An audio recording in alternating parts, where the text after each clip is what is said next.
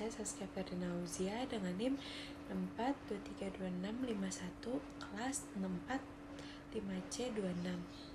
Di sini saya akan membahas tentang copywriting. Apa sih copywriting itu? Masih banyak yang salah paham tentang copywriting. Ada yang bilang ini teknik soft selling, hard selling, bahkan ada yang menganggap copywriting itu membohongi orang dengan kalimat. Padahal bukan seperti itu. Apa sebenarnya copywriting? Copywriting adalah teknik menyusun kalimat yang berhubungan dengan pemasaran. Mulai dari produk, manfaat, hingga ajakan membeli, tujuannya adalah agar pesan kita mudah dipahami oleh target audiens, mampu mempengaruhi keputusan mereka, lalu juga mengarahkan pembaca untuk akhirnya melakukan tindakan, terutama membeli. Kegunaan dan fungsi copywriting dasar secara sederhana. Copywriting adalah penggunaan kata yang bertujuan untuk mempromosikan dan menjual sebuah produk. Namun, fungsi copywriting sebenarnya jauh lebih luas dalam strategi marketing. Bukan hanya promosi, tetapi juga branding, edukasi, dan membangun hubungan dengan konsumen. Menemukan angle copywriting. Angle copywriting yaitu sudut pandang atau pendekatan dalam penyampaian pesan promosi sebuah produk. Angle ini sangat penting karena berfungsi sebagai kunci agar kita memiliki banyak ide dan lebih mudah menulis copywriting yang menarik perhatian target audiens. Bagaimana menemukan angle? Langkah pertama adalah melihat produk dari dua sisi. Yang pertama, benefit produk, yaitu manfaat yang dirasakan pembeli setelah menggunakan produk. Tidak terlihat tapi wujudnya tetap memberikan dampak. Yang kedua, fitur produk, yaitu bagian produk yang bisa dilihat atau diukur secara langsung, seperti bentuk, jumlah isi, format, atau spesifikasi. Contoh angle dari benefit, mudah dipahami, cepat, langsung praktik, bukan teori doang. Contoh angle dari fitur, materi lengkap, format video berkualitas, ada panduan step by step. Kalau kalian masih mentok, lakukan riset audiens, gunakan audience deep search. Siapa target pembelinya, apa masalah mereka, apa yang mereka inginkan, bagaimana gaya mereka komunikasi. Jadi, kesimpulannya, kunci sukses menemukan angle copywriting, pahami produk, kenali audiens, buat banyak sudut pandang, banyak ide copywriting muncul. Soft selling dalam copywriting. Soft selling adalah teknik copywriting yang menjual secara tidak langsung melalui edukasi, storytelling, atau konten yang membangun hubungan dan kepercayaan terlebih dahulu. Untuk siapa soft selling digunakan? Soft selling paling cocok digunakan untuk cold market, yaitu audiens yang belum mengenal produk, belum sadar masalah atau kebutuhan, tidak memiliki urgensi untuk membeli. Nah, tujuannya membuat mereka paham, percaya, tertarik, dan akhirnya membeli. Fundamental yang harus dipahami sebelum menulis soft selling. Yang pertama, pahami produk. Yang kedua, kenali audiens. Yang ketiga, tentukan angle. Tanpa ini, copywriting tidak akan tepat sasaran. Cara menyusun soft selling. Fokus utamanya edukasi bentuk konten dapat berupa tips dan solusi terkait masalah audiens, lalu pengetahuan produk tanpa langsung menawarkan, lalu cerita, testimoni, atau pengalaman penggunaan.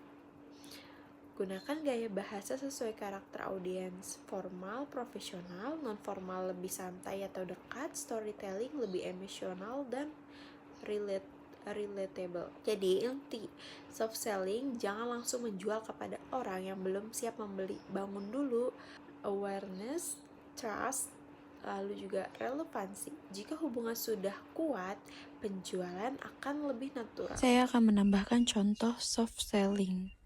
Wallet Card 2.0 dengan 5 pilihan warna yang timeless dan 2-in-1, produk ini bisa dijadiin lanyard dan juga wallet card sendiri loh. Ada 1 slot cash, 4 slot kartu di dalam, 3 slot kartu di luar, 1 slot ID card, dan strap yang adjustable. Jangan lupa di check out sekarang. Hard selling copywriting.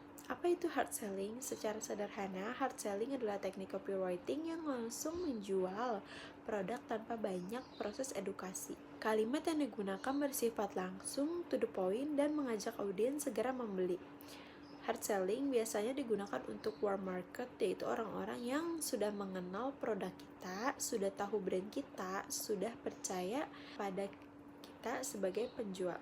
Bahkan seringkali tidak mempertimbangkan harga sebelum membeli, karena mereka sudah aware dan familiar dengan apa yang kita tawarkan, maka tidak perlu lagi menjelaskan. Contoh posisi hard selling. Dalam kondisi seperti ini, copywriting bisa langsung fokus pada produk apa yang ditawarkan, siapa yang cocok menggunakannya, call to action secara jelas, misalnya beli sekarang, klik tombol di bawah. Berikut contoh hard selling.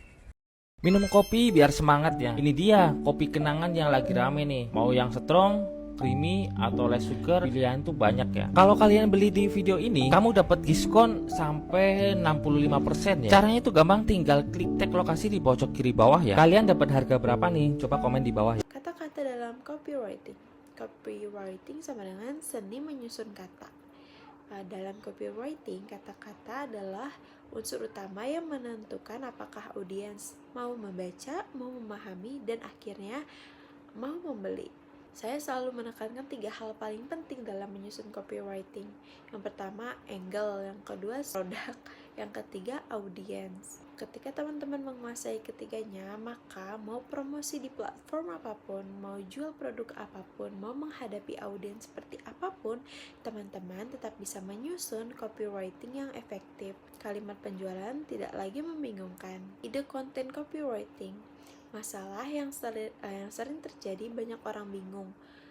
Misalnya mau menulis apa, ide copywriting cepat habis, takut kalimat tidak menarik. Sebenarnya ide konten itu bertebaran di mana-mana.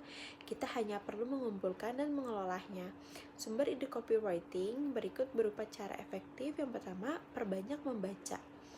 Yang kedua, tonton video edukasi seperti di YouTube, podcast, konten bisnis, bahkan talk show pun bisa memicu ide. Yang ketiga, masuk forum atau blog, artikel publik. Beberapa contohnya, tempat eksplorasi di Quora, Medium, blog kategori marketing bisnis, personal development. Di sana banyak topik yang bisa dijadikan referensi ide dan sudut pandang. Yang keempat, spy kompetitor. Cari tahu bagaimana mereka menjualnya, apa angle yang dipakai, lalu bagaimana struktur kopinya. Teman-teman bisa cek marketplace di Tokopedia, Shopee, Lazada, bahkan di Facebook atau Instagram, website penjualan kompetitor. Di sana itu banyak sekali. Trik membuat copywriting dengan cepat. Yang pertama, banyak referensi. Semakin banyak kita membaca dan mengamati copywriting iklan di media sosial, blog dan artikel, headline marketplace, caption dari kompetitor, maka akan semakin banyak kata, kosakata, dan pola penulisan kita. Pada akhirnya, ketika kita ingin menulis copywriting, otak sudah punya banyak bahan untuk dirangkai. Yang kedua, pengalaman menulis copywriting tidak bisa instan. Tidak hanya cukup memahami teori, tetapi harus juga dipraktikkan. Dengan semakin sering menulis, kita akan paham teknik hypnoselling, soft selling versus hard selling, storytelling, dan cara menyentuh emosi pembaca atau cara mendorong tindakan call to action. Semua keterampilan itu hadir karena jam terbang, bukan karena meniru tulisan orang lain. Trik membuat copywriting dari kompetitor. Kompetitor itu mentor gratis. Jangan anggap kompetitor sebagai ancaman. Justru keberadaan mereka membantu kita melihat bagaimana mereka menyusun kalimat promosi, bagaimana teknik yang mereka pakai, lalu penawaran apa yang mereka gunakan. Dengan banyak kompetitor, kita justru lebih mudah belajar dan berinovasi. Cara sederhananya, amati copywriting kompetitor, lalu analisa gaya, bahasa, angle, dan penawaran. Yang ketiga, modifikasi sesuai karakter, brand, manfaat, produk, dan audiens kita. Bukan meniru ya, tetapi mengadaptasi strategi yang sudah terbukti berhasil. Trik membuat copywriting 1 kali untuk banyak tempat promosi. Di sini ada satu pertanyaan penting. Kalau kita punya teks copywriting, apakah bisa dipakai untuk promosi di banyak platform sekaligus? Jawabannya bisa kok, bisa banget. Tidak harus selalu membuat ulang copywriting yang berbeda-beda. Kuncinya apa? Gunakan angle. Nah, copywriting yang beragam, semakin banyak sudut pandang yang kita memiliki, semakin mudah teks yang sama dipakai untuk seperti di Facebook, Instagram, TikTok, Twitter, WhatsApp, email, Telegram, dan lain-lainnya. Yang kedua, gunakan bahasa yang bersifat umum, hindari kata-kata teknis yang hanya cocok untuk satu platform.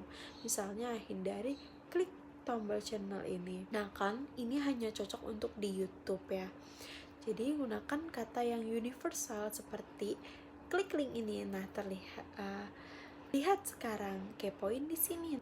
Yang ketiga, sesuaikan formatnya sedikit tanpa mengubah isi. Cukup sesuaikan panjang teks, penempatan CTA atau call to action, pemakaian hashtag misalnya khusus Instagram atau TikTok. Sekian presentasi dari saya, kurang lebih mohon maaf. Assalamualaikum warahmatullahi wabarakatuh.